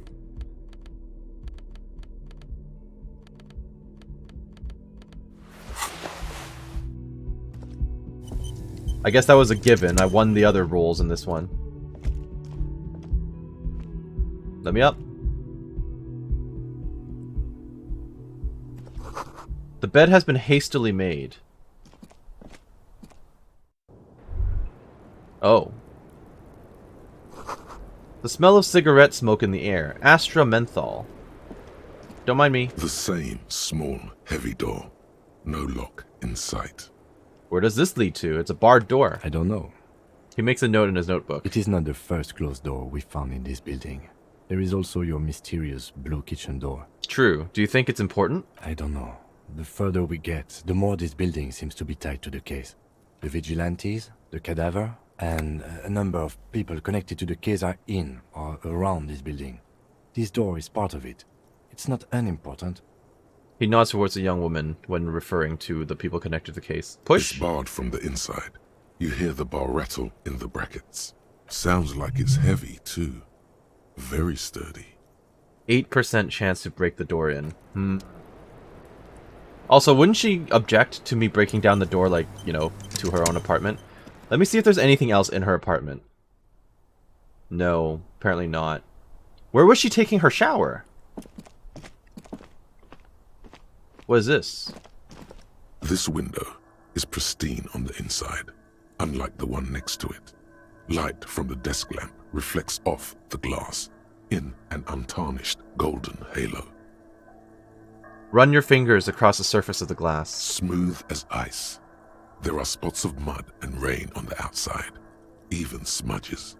But the surface of the window is clear from the inside. No chips, no hairline fractures. Okay. Following your lead, the lieutenant leans in closer to inspect the surface. This window was recently replaced. Looks like it, yes. He adjusts his glasses. Interesting. But, yeah, my question right now is, wait, I thought she was taking a shower in here. Oh, she was in this. Right. I'm so stupid. Okay, never mind. Let's go out. What is this? Cold coffee in an ashtray that looks like a hedgehog. And this? Look, a handful of dried white wildflowers. Just as you look at the flowers, a gust of wind raises them from the roof, picking them up in the air. 58%. Go! You catch a single white flower between your fingers. The rest fly off into the wind. It's a maybell. A what? Dried maybells. The young woman looks at the maybell in your hand. Just a glance. Then takes a drag of her cigarette. The lieutenant gives you an acknowledging little nod. Wait, why? What was that all about? White envelope. A white envelope with a stamp attached to the upper right corner, handed to you by Everard Clare. Inside are 2 legal documents with 2 names printed on them. Isabel Sadie and Lillian Carter. Both signatures are required. You take the legal documents out of the envelope. A 12 to 40 month construction period and the zoning plan in the addendum. Look at the zoning plan. The youth center cuts into the ocean like the bow of some great modern ship. Apparently, it's going to cover most, if not all, of the street and the square between the existing houses. It's 3 stories tall. It's going to be awfully close to the already existing buildings, almost wall to wall, practically integrating them into the youth center. This is either an ominous or cool architectural choice. Hard to say. My money is on cool. Looks like a cubic pyrite. Kim, what do you think of this? I'm no property lawyer, but it looks fine. I like the print size. They're not selling or leasing anything. It's not a perfect solution, but... He shrugs. How else are you going to build something? It's always inconvenient to build things, and citizens inevitably have disagreements over such construction projects. But there's no other way. Logic, 72%. Center's very close to houses. It's an ominous shape, but it's -1 because it's a cool cubic pyrite. Try to find a loophole. There is no loophole. The simple truth is, the current residents are going to lose their street access, and for the next 12 to 40 months, their lives will be dominated by constant construction noise right next door. Well, well, if they can't have street access, they might... What, are they trapped in their homes? Wait, what are the ramifications of this? Once the construction starts, it will probably take a few months, a year maybe, for even the most stubborn occupants to get tired of living like this. After that, they'll sell their property for cheap and move out. Look, Kim, point to the photocopy. These people are going to have to move away. Can we do something about it? I should have seen it. The lieutenant frowns as he reads over the document again. Everard probably has eyes on us, but we could try to get other people to sign this instead of those listed. Or you could forge their signatures yourself. By the time he finds out, we'll already be gone. I do want to do that, but maybe not right here where we're at -10. Put the documents back in the envelope. I'll have to remember that this is there. And the dried maybells. This is the wildflower you caught, one of a bouquet of muguets that you found on the whirling roof. It's shedding its petals quickly in your pockets. 6 crumbling petals rest on your palm. They're white, a bell-shaped crown. What is this, Kim? This is the Insulindian lily, called maybells or Lucille's tears during the Revolution. Girls used to pin these on soldiers before sending them off to battle. The lieutenant corrects his glasses. This flower is a spring flower, but it's a bit early for that, isn't it? Does this flower blossom in early spring? Yes, but not this early. Not to my knowledge. It looks dried, preserved. He observes the petals. Who pinned them? Which side? The revolutionaries, so the communers and the anarchists. White's their color, but the custom started in the suzerain's army, so it held meaning for the kingsmen too. It's about girls and boys more than sight. Girls sending off boys who are going to their deaths, then also dying themselves in the ruins from dysentery and consumption. It's a symbol of the Civil War. Is it a coincidence, it being on the roof? Maybe. Maybe not. We'll see. He makes a note in his little notebook. Very well. Put the flower back in my pocket. The petals feel dry and fragile in your hand. Wait, have you noticed there's a war veteran playing a ball game on the plaza? You should ask him about the flowers. Okay, I will. Okay. Saving. How's my thought coming along, actually? 36%. Not stellar. Hello. Welcome to the roof. The young woman has a cigarette in one hand and a cup of coffee in the other. Her hair is still slick from the shower. Below her silvery jumpsuit, an athletic young body, built long and lean. Do we have to focus on that right now, electrochemistry? I'm sorry for the mess down there. The cleaning lady hasn't come by in days. I'm beginning to wonder if she ever will. Nice view you've got here. It's much nicer now. Her eyes wander north towards the yard. Where the dead body used to hang, clearly visible from the roof, but no longer. Thank you for that, officers. Truly. There is something in her light brown eyes, a sadness, when she thinks about the death of that man. You mentioned a cleaning lady. I think I need one. Oh yes. Legends of room number 1 have made their way around the building. They say a portal to hell has opened in there. There are vortices of dark energy present, but not to hell. To another place. A third place. Much different from our world. A third place? Interesting. That's probably why the cleaning lady quit. She takes a sip of coffee. I'm Kim Kitsuragi. I'm a detective from Precinct 57. I believe you have already met my colleague from Precinct 41. The lieutenant steps in. Have I ever? This is the biggest fan of ostentatious orchestrations I have seen in my life. And I have seen a few. Oh yeah. Life gets hard, but we go on. He declares. The chorus of the 35 single, megaphoning the entire human race, instills you with the fuck it all swagger that prompts one to plow into grannies on your morning stroll.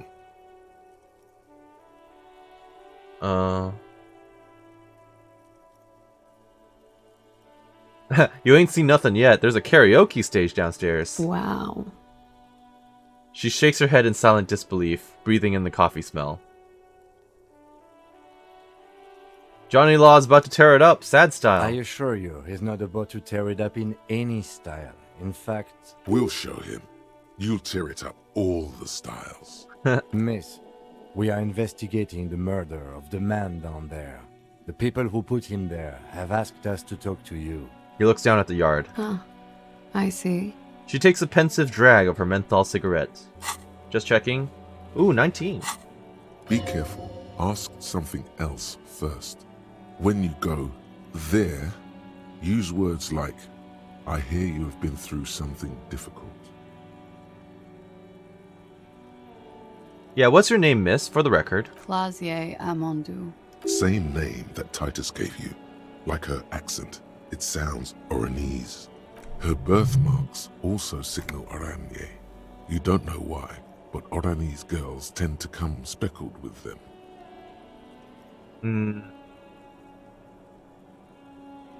Are you I shouldn't just assume. Could we take a look at your passport, please? I'm afraid you can't, officer. Why is that? Because it's buried in a sealed plastic bag at an undisclosed location on the coast, along with cash and airline tickets. I'm actually about to head to the coast. Thank you for your candor. Why? They say so in your tourist brochure.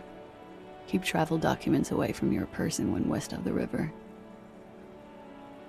I'm pretty sure I have the legal right to demand your passport, miss. Look, officers, I like this place, but I don't want to be stuck wandering the city like a ghost after being robbed of my travel documents. She turns to face you both. I don't want to become an indentured servant in a brothel on Boogie Street. And I don't want my relatives to pay the ransom. There are plenty of other reasons for hiding your documents from the law. Correct. That's not why you hid it, though. It's also why I hid it. Why, yes. He's suddenly very attentive. I'm an unpopular girl. There are people back home who don't like me. If they show up, I'm in a hurry. The kind of hurry where you can't afford to not find your documents. But don't worry, this has nothing to do with your investigation. What kind of people are these? The ones that don't like you? I would love to change the subject. It's not important.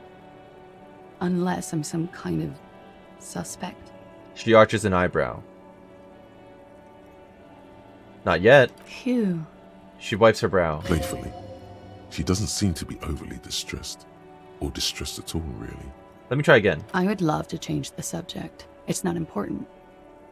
Unless I'm some kind of suspect. You might be. No, I'm not. She waves you off. She doesn't seem to be. My colleague has an exploratory sense of humor. Don't hold it against him. Okay. He's thinking, I like this kind of prodding, whatever the situation. It may lead somewhere yet. Oh, okay. So I should push her buttons a little bit. Yeah, okay.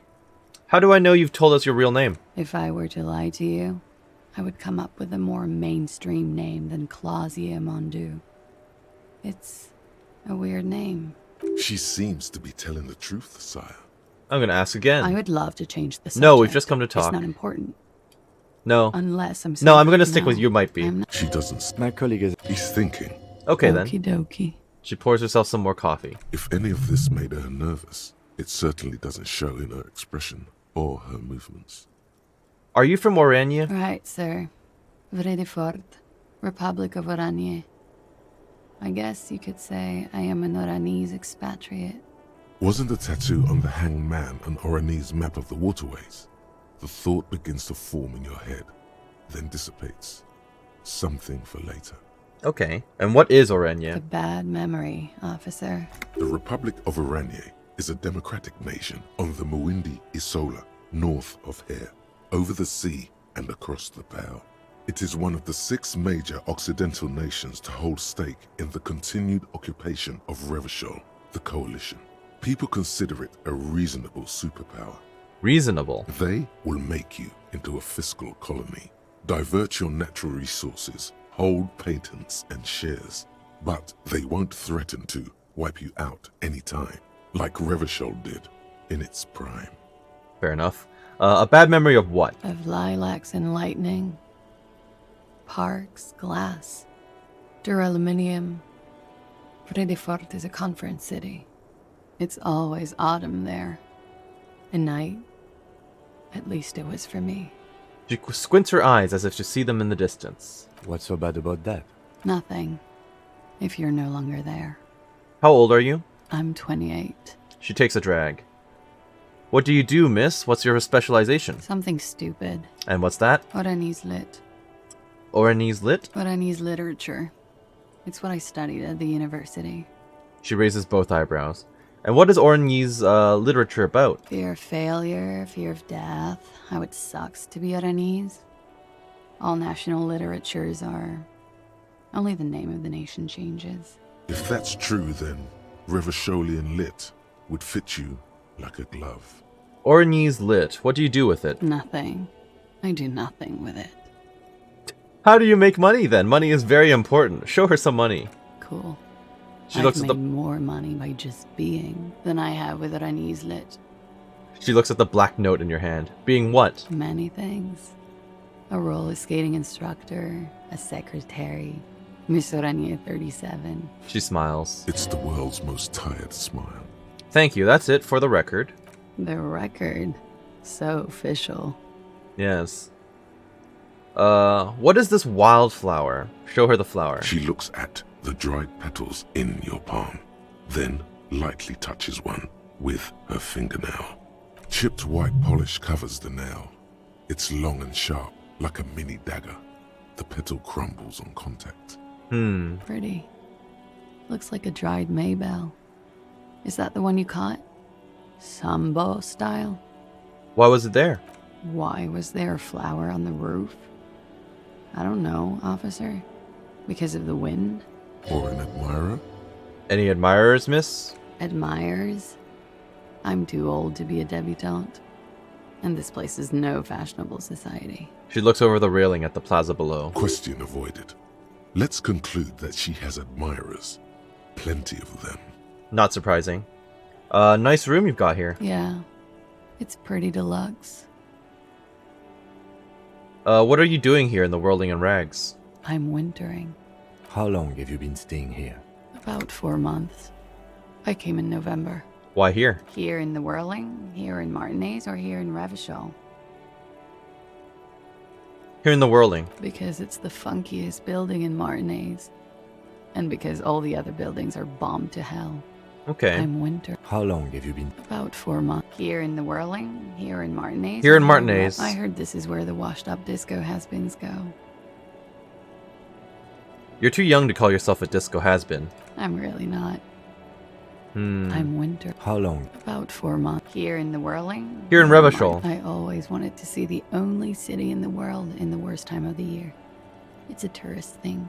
This is by far not the only reason she's here. And she isn't really hiding it either. I'm winter. How long? About 4 months. Here in the Whirling. Here on the Martinez, or here in Insulindian Revachol. Isola. To see the new world. It's a tourist thing. This is by far not the only reason she's here. She isn't overtly hiding it either. What happened to the old New World? It turned out to be a Zarath-infested third world slum. I don't know what a Zarath is. Called Ilmara. And it didn't. Even after the Mesk colonized it 7 ways from Sunday, it's an industrial powerhouse. I'm wintering. How long have you been? About 4 months. Here in the Whirling. Came to see This is by far not the only reason she's here. What happened to the old world? conference centers. A lot of them. I'm winter. How long? About 4. Here in the Whirling. I heard this is where the washed-up disco You came to the right place. She looks at you and nods. You have quite a collection of prescription drugs down there. Thank you. I've put a lot of time and effort into it. She says without any discernible irony. Technically, possession of narcotics is legal in Revachol, but you should still reprimand her. Okay. No, don't listen to the stiff. Be cool. Narcomania is nothing to be proud of, miss. What did you say? You heard what I said. Narcomania is a serious issue and nothing to scoff at, miss. Oh my god. Now it's turning into narcomania. It's got to be serious if it's 2 words. I'm sorry. She almost spat out her coffee when I called it narcomania. Also, I'm probably not one to judge, given, my predilection for drugs previously, before I lost all my memory, and now I'm on the straight and narrow. But the collection includes Nacra, an opioid antagonist. Comes in handy when you've done too many opioids. Is that something that happens to you often, miss? His tone isn't aggressive, just inquisitive. Better safe than sorry. She takes a drag and smiles. That's all as far as that goes, then. Very funky. She takes a drag, looking you straight in the eye. Where does that door lead to? Point to the door on the roof. I have no idea, officer. She looks at it calmly. That window is new. It is. She moves slightly to your left to check her reflection in it. The lieutenant makes a note in his notebook. He finds the answer unsatisfying. Mm-hmm. I have other questions for you. Okay. She takes a pensive drag of her cigarette. Watching herself reflected in the bedroom window, tall and sparkling and draped in smoke. They tell us you've been through something difficult. Something difficult? I've been through at least half a dozen difficult things. Which one do you mean? She raises her eyebrows. Were you sexually assaulted, miss? By sexually assaulted, you mean raped? She takes a quick drag, unperturbed. Yes. It's a bit early in the morning for raped, isn't it? It's 1:42 p.m., so no. She sounds positively buoyant, vivacious, totally unbothered. Actually, it's already afternoon. Is it? Squinting, she takes a look around. The spring sun is high in the sky. People pass below. It is afternoon. Time flies, man. She looks into her coffee cup. So were you? Yeah. I'm gonna go with not raped. I don't want to say that shit about him. She draws out the word. By him, she must mean the victim. Well, yes. Tell them it's not my style. They'll have to, if they want to jazz up the charges, they'll have to get someone more, rapeable. She searches for the word, then shrugs. By they, She means the Hardy Boys. Yeah, I figured as well. Are you saying that you were asked to tell us you were assaulted? Not explicitly, but I understood what they meant. It wouldn't hurt to spice things up a bit. Some assault and battery. Sexual assault, maybe. It was clear the latter would be spicier. Oh, so it didn't happen. Titus asked you to spice things up for us? Pretty much. She cradles her coffee cup in both hands. Warming them. She must be very cold and exhausted of this life. So what did happen between you and the victim then? We partied.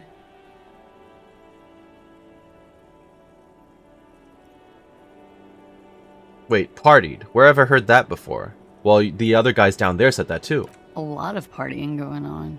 From Titus. About her and Titus's relationship. That's where you heard it. Correct. What kind of partying? Oh no, I don't get it. What do you mean by partied? We drank, sir. A lot. For weeks, basically. We had that effect on each other. We made each other drink harder. That's why I liked him. She takes a sip of her coffee. What else? Stimulants. Speed also has that effect, making you drink harder. And then drinking harder makes you do more speed. It's quite the combination. We also had sex. Were feelings involved? A little. The drugs were good enough, and we did enough of them. How did you two meet? The lieutenant's voice is quiet and calm. Downstairs, at the bar. He was on some sort of assignment, a military man, as you probably know. Had a cool, scary scar. She taps on the roof with her 10-centimeter heel. She appears aloof, but that scar part, the scary, is stressed and drawn out. What's that about? Apprehension? With longing. She misses him. When was this? A month ago? Something like that. Are you sure you weren't raped? I'm 89% sure. So you're not entirely sure? You know how it is. Do you? Do I? Maybe you don't. She flicks a bit of ash away. The ash lands on her jumpsuit. She brushes it off. There are numerous cigarette burns on those silvery scales. Easy to see now that you're closer. In conclusion, officer, I'm gonna go with a mild to medium not raped here. It sounds like something happened and you don't want to acknowledge it. Let me make this 100% clear then, officer. I was not sexually assaulted. Would I be as flippant if I had been? True. She tilts her head. What can you tell me about him? Name, eyes, age? I'm sorry, I can't do it. Not right now. Later, maybe. I keep seeing him. Like he is now. I can't talk about his... I don't know. Hair. She puffs on her cigarettes and she's getting more nervous. I know it's difficult, miss. We can return to it later. How do the Hardy Boys know you? They're frequent guests. Downstairs. They have a booth for union members. They're probably down there now. She looks at the floor. It's tarred. And how did you meet? Over drinks. It's been a long, boring winter. Did you party? A little, yeah. Like you partied with the deceased? No, not as hard. I'm sorry to have to ask this, but have you had a physical relationship with any of the Hardy Boys? I have. Which one? Which ones, sir? I don't remember precisely. Titus, obviously. But as I said, it's been a long winter. Could that have been part of the reason they hanged him? Could that be why they lynched him? Jealousy? I hope not. Actually, I know that's not the reason. I'm careful about that kind of thing. Not crossing the wires, you know? But that's probably where they got the rape idea. What do you mean? Men like that? I don't know. It's the way their imaginations work. I suspect it's what they'd like to do to me. Yikes. It must have been hard for you, seeing him there. Oh, yes. I've had a great view. From the roof, out of the bathroom window, in my dreams. A bitter cringe. It hurts. You look to the lieutenant. He takes a small step closer. You called us, the RCM. Oh, she did it. Yes, Jackpot. The call reporting the hanging, that was you? I made it. And I would appreciate it if you didn't tell everyone. In Martinez, they call it snitching. Reporting crimes is confidential in Revachol, miss. Before we go on, if it's snitching, then why do it? Because I couldn't handle it anymore. None of these people called. He just kept hanging there. Then they started stripping him. She takes a drag, her voice thick with disgust. The caller's voice was disguised. I didn't exactly disguise it. I just muffled the mic and nicked the landline a little. Nicked it? How? With nail clippers. And I diverted some radio fuzz into it. Into the cold wire. You were right to suspect there might be foul play involved with the broken phone line. And in the process, you broke the landline downstairs. Did I? Fuck. I didn't mean to. I had no idea what I was doing. She looks into her coffee. Still, that's pretty clever tampering. Simple and clever. Crossing the lines like that. Seems like you had some idea. That was nifty. Thanks. She manages a smile. She looks a bit like a little girl who's just been complimented on her bike repair skills. Why go through all the trouble? I don't know, sir. It was stupid. I was drunk, too. I was probably afraid the union was listening in. Locals say they have ears in the wires. Thank you for making the call, miss. It was the right thing to do. I also don't doubt this at all. I didn't want to, sir. But if I hadn't, he'd still be hanging there. What did they hang him for, if not for rape? He had something to do with the strike. One has been roiling since I got here. Rotten timing. But you probably know all about it. And his role in this strike was what? I think he was in a security detail. He was ex-military, worked for Wild Pines, and against the union. We didn't discuss work much, if you know what I mean. Yep. But I understood it was dangerous. And they lynched him for it? She nods. Thank you for telling us all this, miss. She breathes a silvery sigh of relief and weariness. The air on the roof feels humid. Should we head by downstairs, officer? We may have things to discuss there. The lieutenant looks at you. Yeah, let's go. You made the right call there. It feels good. Pure. About what? I'm talking about your zero-tolerance policy toward the mania of narco. You're in the right there. Powerful stance. Would you like to take it up a notch? Would you like to become an anti-narcomania zealot? I don't know if I need to be a zealot about it. I am pure and steadfast, totally uncorrupted by narco. Yes, you're pure. Unravaged by narco. Of course, it's pretty obvious you've done a lot of drugs in the past. Yep. And will probably do more in the future. But that doesn't matter. You're right, I can't think of any objections. Of course not. You've always been anti-narco militant material. You kept her off a dark course with that interjection. Are you ready to save lives? I'm ready to start saving lives. Opt in. That's good to hear. Oh, I said that out loud. Ha! The lieutenant acknowledges your strange rumbling. He does not have any narcotics visibly on him as he says it. Good. Oh no, I'm an opioid receptor antagonist. Okay. Let's talk separately without her listening in. Looks like we have more to discuss with those so-called Hardy boys. Half their reasoning just went out the window.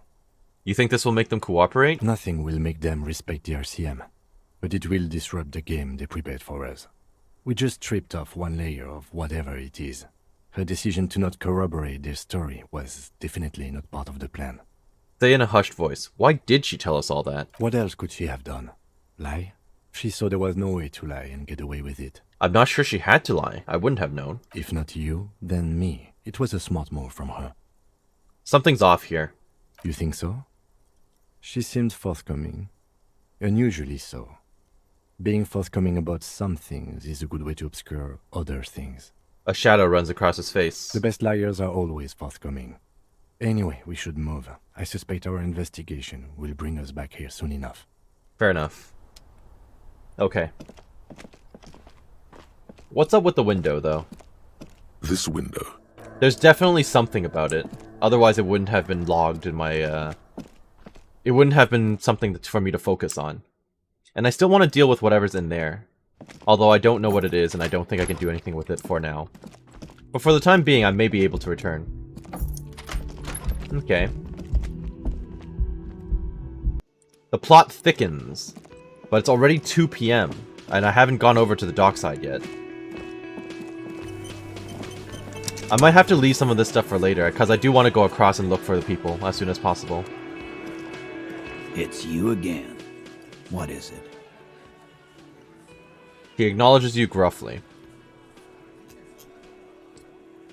Let's go over the rape victim again. Again? Nope. Yeah, whatever. Klaasje says that she wasn't raped. Fuck.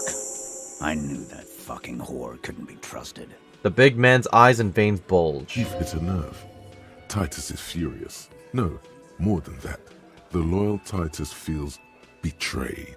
You also used a pretty hard word on her. For the record, Titus Hardy did not explicitly specify the victim as a whore, nor did he say anything about trusting her. Haha. She steps in forcefully. Oh, shut up and stay out of this, Liz. He raped her. He was out of his fucking mind. You have no idea. He turns back to you. She's just in denial, asshole. You don't understand the traumatic experience. She's shutting down, and she doesn't fucking trust you. Yeah, she's crazy, you know. A crazy bitch. You know the type. She's fucked up. The rat-faced man says carefully. This is a diversion. Stay on track. Crazy, what are you talking about? She was very lucid. No. Stay on track. Cut the bullshit. She told me the truth. Lawman, I'm at the end of my goddamn rope with you. I fucking told you not to push her. He says through clenched teeth. His hands become fists. And you went and pushed her. I am gonna fucking... Something breaks in him. He takes a step closer. Hit you. Duck. Titus Hardy. Her voice rings through the room like a warning shot. Success. Titus backs off. Fists down, everybody. Goddamn, no one tells you to put your fists down.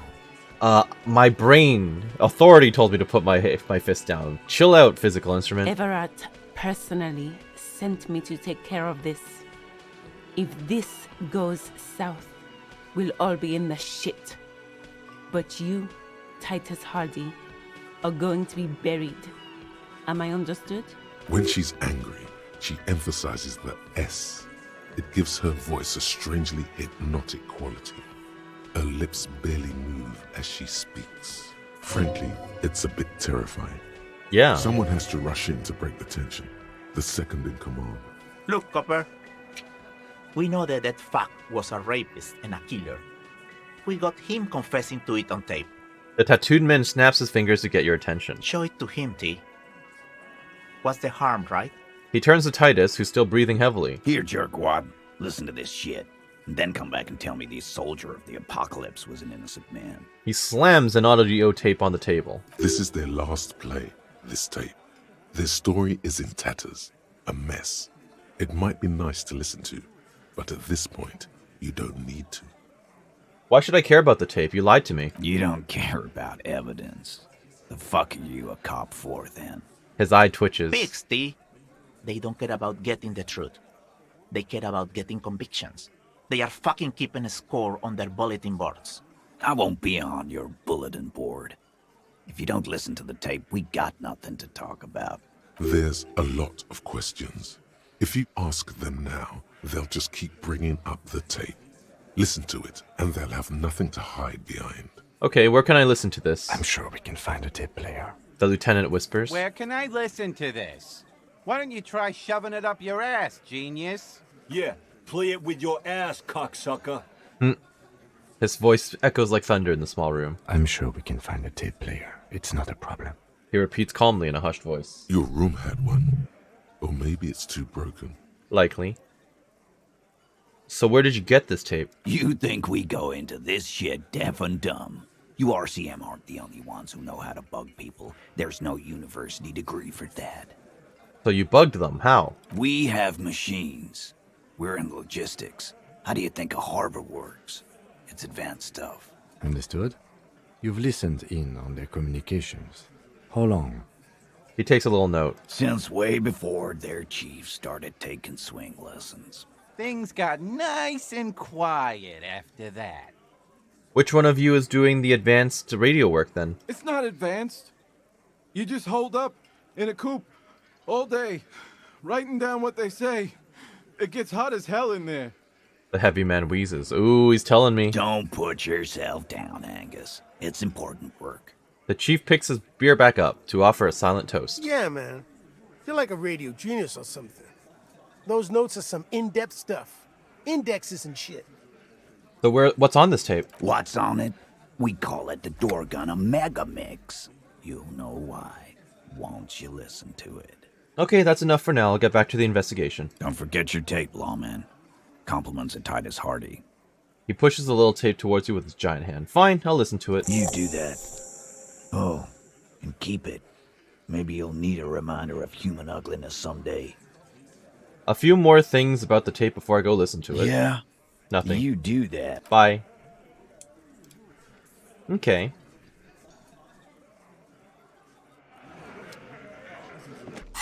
So I just picked up the Door Gunner Mega Mix, a magnetic tape acquired from Titus Hardy. It supposedly holds a recording of the Mercenary Task Force radio communications, recorded via de-encryption station. Not a good omen. Requires a boombox to play.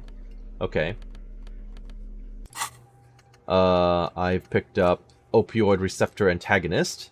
You can see it so clearly. In a dark alley behind a bois de nuit, a young couple is having sex on a shopping cart. Their eyes are bloodshot and their brains are fried. They're in the throes of narcomania. On the top floor of an executive office building, a young exec takes a drag from a short spliff and his eyes roll out to the back of his head. He too is a narcomaniac. Someone needs to take a stand. The world needs a narc. The world needs you. Don't worry, you can still drink and smoke. Those aren't real drugs. Okay. I'm kind of tempted to take more thoughts. There's so many thoughts that are I'm just not using. Kind of curious about White Murning. And the opioid receptor antagonist, kind of cool. I do want overprotective honor glands as well. Tempting. I'll look into it.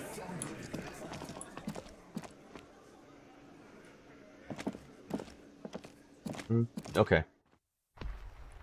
It's getting dark for some reason. It's only 2 o'clock though. Didn't you say I had to do something with the Kanema as well? Inside, you see a set of steering levers, a radio microphone, a pull-out. This is Precinct 57. How may I assist you? Did you find out more about the owner of the armored boots? I don't think so. I think we just did that today. Not yet. Yeah. But I was able to convince the database people to serve private sector information. They promised to get back to me by tomorrow morning. Do you have any other questions? No, I think I'm good for now. In the cabin. Alright. Okay, let's see here. Door Gunner Mega Mix. Question Klassje about the dead man, but I have to ask later when she's collected herself. Ask the Petanque player about Maybells. I will do that. Talk to the Scab leader about tattoos. That seems like a bad idea. Okay. So I'm thinking I can go up, talk to him. Loop back down, talk to the, what's her name? I can't remember her name.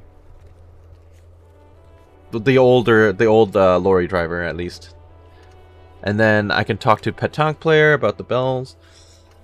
I think I can actually wait until like the 3rd day to worry about that. I kind of want to focus on looking for Morel because I don't know if this is time sensitive or not. Because he could be starving or something out there, I don't know. So I think I'm actually going to talk to the Petanque player, go south to the dock area, try to find Morel, explore that area, and then I'll deal with the additional questions and stuff on Thursday, is what I'm thinking. Yeah, that's my plan. But I'm actually going to do that next time. So I hope that you enjoyed what you saw here today and that you're doing well wherever you are. This has been Karst with Disco Elysium, and we'll see you next time. Thank you for watching. Have a great day. Bye-bye.